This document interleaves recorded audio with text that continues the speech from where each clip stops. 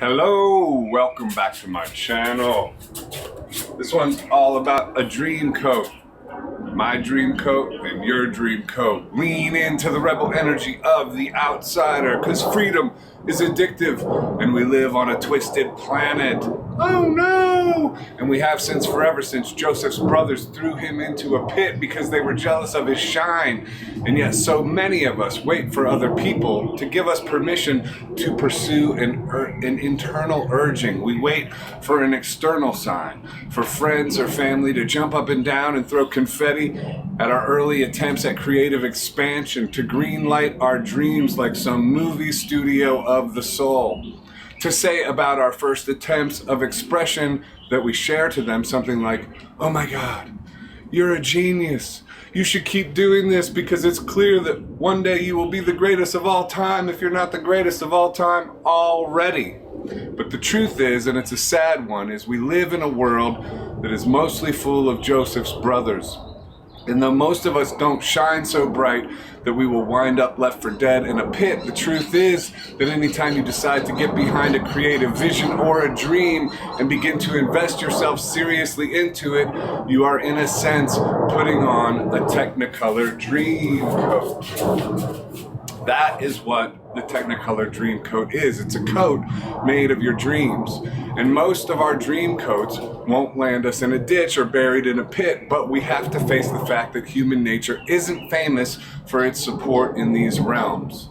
So though you may not be buried alive, if you display your dream coat to friends and family, there is a significant chance that the dream coat itself will wind up buried in a pit. Not this one. This one's not winding up there. And if that's you already, fear not, because we can remember where it is, where your dream coat is, and dig it up. Dreams are resilient if we decide that they are. That's the good news. If we acknowledge this aspect of human nature, I know it seems negative to say this kind of thing, but it's really kind of positive if you think about it a certain way, because it's a realistic assessment of the terrain we are on, this wacky planet called Earth. It's realizing that it's not personal if someone shot down your dream at a vulnerable time when you perhaps needed encouragement and approval, and most likely got the opposite of that. That's okay. It's all part of the design. It's biblical, baby. It's the twisted way this particular world tends to work. It's in the design of humanity. And the good news is, when properly acknowledged, we can save our dreams from the wreckage of other people's perceptions of them. And if you think about it like this, you can even let go of lingering resentment about this aspect of humanity.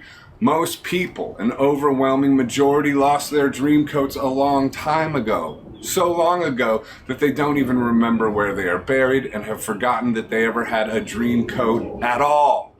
They are the very same people you are prancing around in your dream coat in front of. Look at my dream coat! How do you think they are going to react to that? Think about it.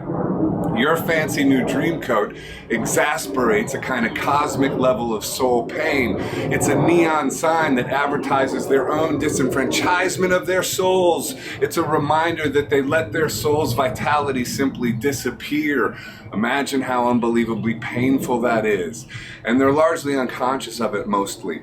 And then one can understand whatever crappy thing they said to you about your dream coat and even empathize with them.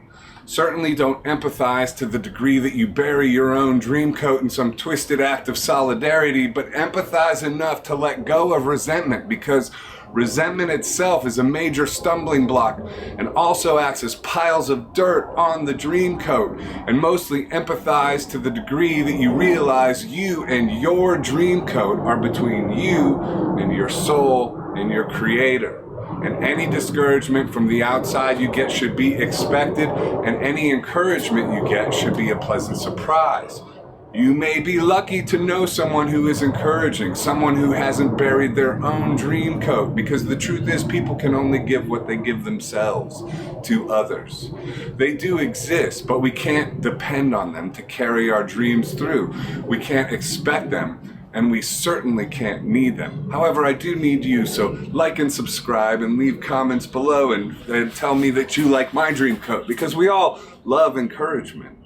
And then talk about your own dream coats in the comments below. We want to hear stories of your dream coat and how you protect them. When we frame it like this, we automatically lean into the rebellious energy of the outsider. Authentic creative activity is always thriving in the spirit of rebellion. It's your soul's rebellion to the way of this world. You are literally trying to bring light into this place overrun by darkness, getting darker all the time. You are engaging in spiritual warfare. When you put on your fancy dream coat, you're fighting this guy. You are turning yourself into a problem for the dark spirits of the world by prancing around in your dream coat. You are giving others inspiration and ideas to do the same, and that's the last thing the forces of darkness want, is a bunch of rebels in technicolor dream coats. That's a nightmare for them, so do not be surprised when demonic attack comes your way, and it won't be a gargoyle in flames jumping you on the street.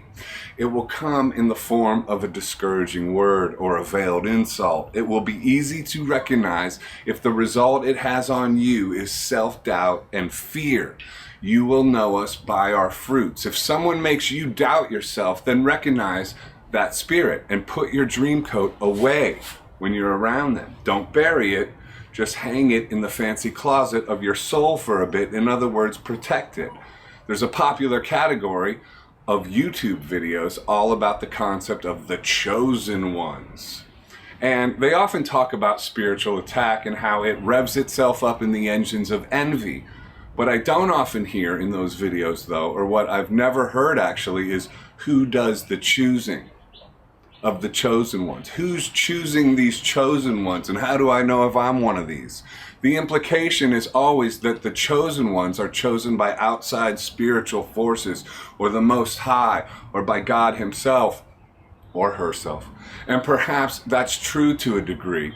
But what is also true is we can choose to be the chosen ones. We choose by putting on the dream coat. We choose by remembering where it is buried and digging it up and dusting it off. We choose by letting go of what other people said or didn't say, and we choose by not taking other people's defeat personally and adopting it as our own. We lean into the energy of the outsider and put all our might into the rebellion that is our dreams and our dream coats. Our dream coat is the ultimate punk rock spirit in a world that's sinking into darkness. To bring light here is an act of rebellion, and like it or not, an offensive action in a spiritual war we were all born into. Your dream coat is both a shield and a sword. Of course they want you to lose it, but don't ever let anybody take it away. And if you've buried it, dig it up, dust it off, put it on, and get on with your bad self. Keep swinging.